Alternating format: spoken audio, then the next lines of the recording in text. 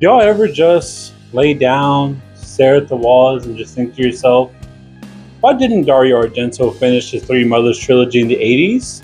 No? Well, he should, because it is insane how it took almost 30 years to finish what he started in 1977. Hello, everyone. Welcome back to Chainsaw Cinema Review. Today, I'm going to review the unofficial finale to Argento's Three Mothers trilogy, The Black Cat, 1989. But not without first talking about the genesis of this whole movie. Let's get into this. Believe it or not, an attempt to finish where Argento was started came about after the breakup between him and his biggest collaborator. You see, the idea of the Three Mothers is not entirely the sole creation of Dario Argento. And for those of y'all that have no idea what I'm talking about, the Three Mothers are witches who serve as the antagonists to Suspiria and Inferno, with each movie battling one of the three. The idea of the Three Mothers came from the poem in Thomas de Quincey's novel Suspiria de Profundis, from the poem Lavana and Our Lady of Sorrows, in which he says, just as there are three fates and three graces, there are also three sorrows, with the sorrows being Mater Lacrimarum, Our Lady of Tears, Mater Suspiriorum, Our Lady of Sighs, and Mater Tenebrarum, Our Lady of Darkness. As inspired as Argento would be reading the poem and traveling Europe, visiting sites with extremely witchy vibes, another source of inspiration would come from someone who he had recently collaborated with, and was now his romantic partner, Daria Nicolodi. She would tell him a story about her grandmother going to an academy and encountering black magic. Dario will help write the screenplay and story for Suspiria and get credited as such, but the same won't be said for the 1980 sequel, Inferno. Even though Argento would use Nicolodi's original story notes while he was writing the screenplay for Inferno, she would not receive on-story credit, something she wouldn't fight for due to already having to fight for it for Suspiria. Inferno was essentially a box office bomb, not quite meeting the success and praise of Suspiria. What's even worse is that Argento was severely ill while filming, and longtime friend Mario Bava would step in and help film when Argento couldn't. Now, for those of you that are unfamiliar with Mario Bava, he is a guy who, before Argento, set the standard for giallo films with his movie Blood and Black Lace. Now, to say one movie is better than the other isn't quite fair because they are both great movies in their own right. Now, after the commercial failure of Inferno, Argento wasn't in a rush to finish the Three Mothers trilogy, and instead went on to go make Tenebrae, going back to his giallo roots. Which is such a weird title because knowing the names of the Three Mothers, it sounds like it would fit right in. But Inferno does deal with Mater Tenebrarum, so I guess it wouldn't quite work for the next one. Though that wouldn't stop Daria Nicolodi from writing a script as early as 1984 with the title Mother of Tears. Remember that movie title. But Daria wanted to see the story of the Three Mothers come to an end. As she was arguably a big creative force behind the previous two movies, she would take her script to another collaborator in hopes to finish off the trilogy. She would hand her script to Luigi Cozzi, an Italian director who famously directed the Italian Star Wars knockoff Star Crash. They previously worked on Paganini Horror together, a movie that she would also help write the screenplay for and star in. The problem was that Luigi did not want to finish the story of the Three Mothers. In the behind-the-scenes interview on the DVD, Luigi admits that he wasn't that close to Argento and it just didn't feel right for him to finish his story. So he reworked the script to not directly be a sequel to Inferno, but to rather be a tribute of some sorts, and to reference Suspiria as a film within a film. We'll get more into the premise later. After seeing the changes, Daria stepped away from the movie, as she was not only slated to write it, but to star in it as well. Not only was the script changed, but so was the title, as the movie was sold as an adaptation to Edgar Allan Poe's short story, The Black Cat, after 21st Century acquired the rights to it. Even though this movie has absolutely no connection to it whatsoever. I mean, they even had to add footage of black cats to justify the name. But it would also be marketed as Demon 6 de Profundis. Watch my last video where I briefly explained that whole scenario. I mean, seriously, the Demons franchise deserved its own video. Now, I mention all of this simply because I thought it was interesting. There's not too much stuff about this movie, so I figured it'll be fun to give a little backstory on how this movie came to be. Now, let's get on with the synopsis. This movie starts off weirdly in space, and we are seeing a fetus just floating along in it. Quickly cutting to a woman caressing a gun in a taxi. Leaving the taxi, she walks alone in the streets with this movie's signature color scheme of yellow and orange. The taxi driver, who was told to wait, ends up getting killed as we see the killer don in a very signature giallo look stalk the woman. As he goes in for the kill, the director calls for cut, revealing that we were on a film set this entire time. The woman, whose name is Anne, drives away with her husband Mark, who also happens to be a director. They go home to a quiet house wondering where the babysitter Sarah is at. After finding Sarah trying to put the baby to sleep, Sarah asks if her cousin William could meet Anne's husband, for he is a fan. Next, we cut to Nora, who is played by Caroline Munro, looking gorgeous as ever, walking down in a t-shirt to her boyfriend, who's writing the next movie Mark is set to direct. Frustrated that the only female role is going to Anne because she is Mark's wife. I mean, come on, for real? Of course it's gonna go to her. We go back to Anne, who puts her baby to sleep, and we hear a woman talking to the sleeping baby, cutting to a gravestone with the name Sybil etched on it. We go to a dinner between Anne, Mark, Nora, and Dan. It is here that they discuss that they found a producer for Mark's next project, De Profundis. And this is a part where we get our tie-in with Suspiria. They explain that they have also taken inspiration from the same book that Dario Argento used for Suspiria. And because the first two mothers have been done by Argento, they plan on making a movie about the third one. As they discuss the movie's plans, we see a tomb open up with a hand reaching out, rising out of the tomb, revealing her face and showing that she is the evil witch Levana that they are talking about.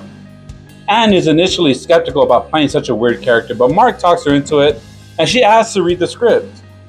As she reads the script, she is covered by a green light. She puts a shawl over her head while looking at the mirror, calling herself Levana. Suddenly, the mirror smashes and Levana pins down Anne on the floor, all the while throwing up green goo and red goo all over Anne. Seriously, she just is like, as this green goo just spilling over her face. It's actually pretty gross. Played off as a nightmare, and it's dismissed by her husband. Anne just isn't convinced. Going to the mirror and seeing that it is perfectly fine. Cutting to space again, and a green glow at the mirror Levana came out of. She calls to Anne to go downstairs. A green hue is seen over the witch's face, and every time she talks, the green gets brighter. Levana leads Anne to the fridge where it seems to be smoking, so it's on the fritz now. Anne hears her name and sees a little girl surrounded by orange lights holding a ball of light. After disappearing, she tells Anne that she is also in the mirror, but turns out to be a trick from Levana, as we see her hands come through the walls and choke Anne, while also cutting through her fetus and Radar Love playing. Seriously, you hear that? I was like, okay, but then they never go through with it. Kind of funny. Waking up from bed, she goes downstairs to see if it was real or not. Later, we see the little girl now holding a ball of green light while the fridge starts bleeding. The fridge starts bleeding. Mark and Dan go to meet a famous producer to talk to him into producing their film De Profundis. The producer surprises them by complimenting how their script is only 4 pages long, opposed to the other ones he gets. That's insane. That's wild. They're gonna pitch this whole movie. We're talking about millions here. Off of 4 pages? Damn. Anne gets dropped off at home to see someone fixing her fridge. She then goes upstairs to see Sarah's cousin, the one who wanted to meet them with their baby. After finding Sarah organizing clothes, she tells her that she didn't bring her cousin, and they both go check the baby. Anne tries to rationalize that the kid she saw is probably with the repairman. Sarah tells her that they couldn't bring anyone until the day after tomorrow. Not believing her, she goes down to see that no one is there and the fridge is still broken. Mark and Dan continue to discuss the details of the movie, and after saying her name, they cut to Levana in the cemetery, flashing to her torturing Anne. Intent on doing homework for the movie about Levana, they consult Esther, an expert on occult studies. After berating them about their ignorance to the occult and Levana, she tells them that she cannot help them in fear of resurrecting Levana. Esther flips through Suspiria de Profundis, a book that inspired all of this. We learn of Levana's evil plans to regain her powers by sacrificing Anne's baby. Esther then tries to reach Mark by calling Dan and hopes that he is with them. Rushing to reach Mark, Levana communicates, informing her that she cannot stop her. We see Esther's heart palpitate as her forehead starts bleeding. Eventually, we see not only her heart, but her whole chest explodes. This kill is like wild. I mean, she starts bleeding from the forehead, or like she starts frowning, her chest starts pumping, you see the heart. It's the best kill in this whole movie. As Dan is riding, he gets attacked by an unknown figure, but he survives and tries to reach Mark. Levana then continues to terrorize Anne, face covered with maggots as an orange and green light flashes throughout the house. Anne sees the little girl through the TV, but is convinced that she is an illusion. The TV explodes and bleeds out intestines and green goo, with a knife in the middle of it instructed to kill her baby with it. As Anne creeps up to the baby sleeping, Mark bursts in to stop her in time, revealing that Anne was acting her part and didn't intend to actually kill her baby, but rather kills Mark, saying that she no longer needs him. Mark grabs a knife from her and stabs her, quickly cutting to Anne, telling Mark about the nightmare she had, revealing yet again that this was all a dream, but the baby is gone. I mean, seriously, they pulled this whole dreaming stuff like way too much. Anytime anything cool happens, it's just like, oh, it was a dream. We're just messing with you. Psych. Like literally, this movie says psych so many times. As Mark goes to Nora's house, Dan crashes into Anne's house, revealing it is not Levana before succumbing to his injuries. Going back to Nora, we see her consoling Mark about what he witnessed with Anne. But things take a different turn when it is revealed that Mark is having an affair with Nora and plans on replacing Anne with Nora as the new lead in his movie. Anne arrives at the producer's house where he is revealed to be dead all along, but is controlled by Levana, and tells her about the affair Mark is having with Nora and their plans to replace her not only as the actress in his movie, but as a mother of their child. The producer tries to convince her to unalive herself, but instead she turns a gun on him and pulls the trigger. Next, we see a knife held by the producer's assistant as she insists that she is just following orders, but tells Anne that Nora has her baby. We see Anne speeding to Nora's house where we cut to Nora taking a bath, getting ready for their confrontation. I mean, she is really getting glammed up for this. I mean, she is ready for Anne. I don't care what y'all say, she's looking fine. Anne arrives to find her baby safe with Nora. She questions her on why she did it, but Nora just responds that they're all pawns in her game. Confused on what she meant, Nora insists that she beat them and is stronger than she imagines. Anne asks where Mark is, but Nora informs her that she will be meeting Levana real soon. We see Nora and Anne driving in different directions, and watch as Nora picks up a stranger. Nora gets out of the car and comes face to face with Levana, scolding her on her failure to stop Anne. But Nora insists that she is too weak. Levana, angry with Nora's failures, literally blows up her car. I don't know what she was trying to prove by killing the passenger, but she just said fuck it.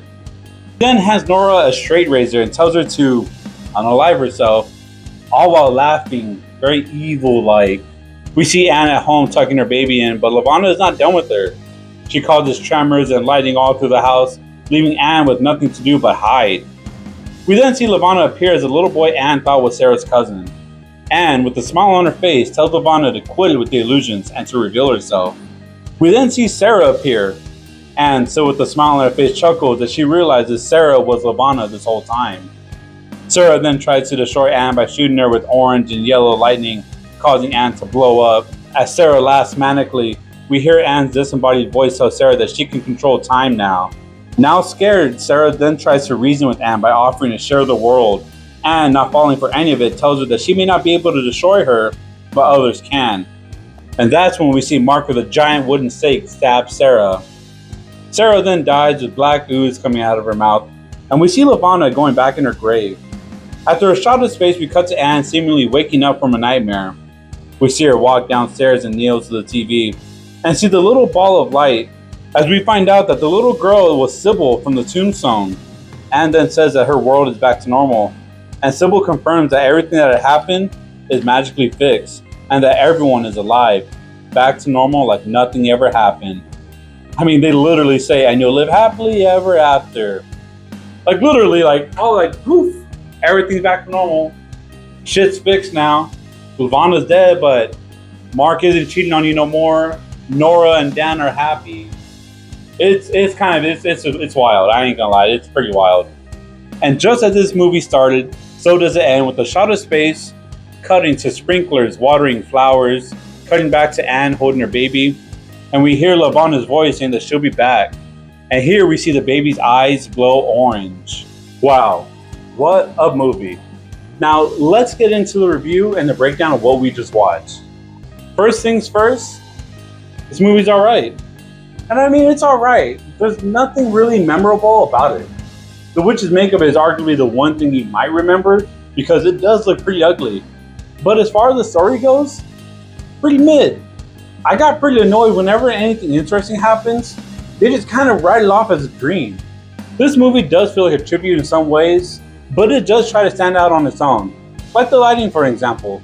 Blue and red are the two colors very closely associated with Suspiria and Inferno, and rightly so. But here we have colors like yellow, green, and orange, which works with the witch's design, but not so much with the blood and gore. Not compared to Suspiria, where its use of primary colors not only help with the blood and gore, but also set us up within this fairy tale-like setting. Not to totally dish on this completely, there are some pretty cool uses with the light. Like whenever Levana talks, we always see that green kind of hue flashing, and for certain shots, the orange lighting helps highlighting certain people. Now, I don't know how much Luigi Cozzi took away from Darius Nicolotti's original script, but I have a pretty good idea of what may have stayed in.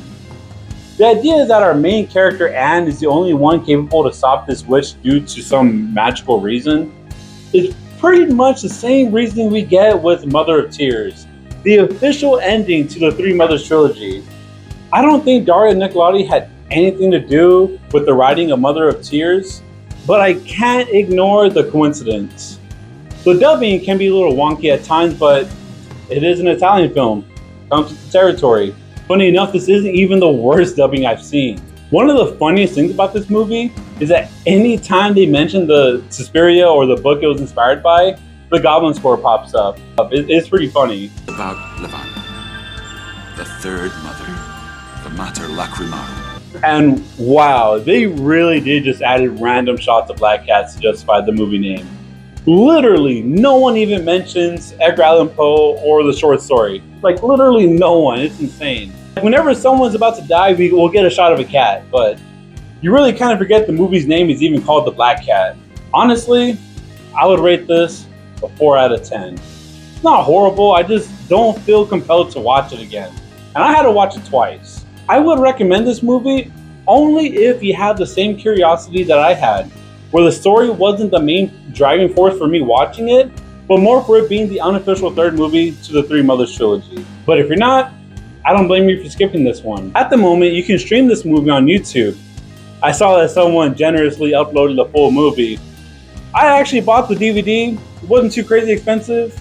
The Blu-ray is a little bit more expensive though, but the DVD has an interview with the director, Luigi Cozzi, and Caroline Munro, who plays Nora, and it was pretty insightful. Overall, this is a decent movie that won't leave you with any lasting impressions. Whether you want to choose to believe that this is a better end to the Three Mothers is up to you. I definitely think it fits more of the vibe than what we got with 2007's Mother of Tears. Seriously, that movie is fucking terrible. Don't waste your time watching it like I did. Anyways, thank you all for sticking around. I know this was a long video, but I didn't want to leave anything out. This has such an interesting history that I believe it was worth the watch. Anyways, don't forget to give me a like and follow and subscribe if you're not. Y'all stay groovy out there.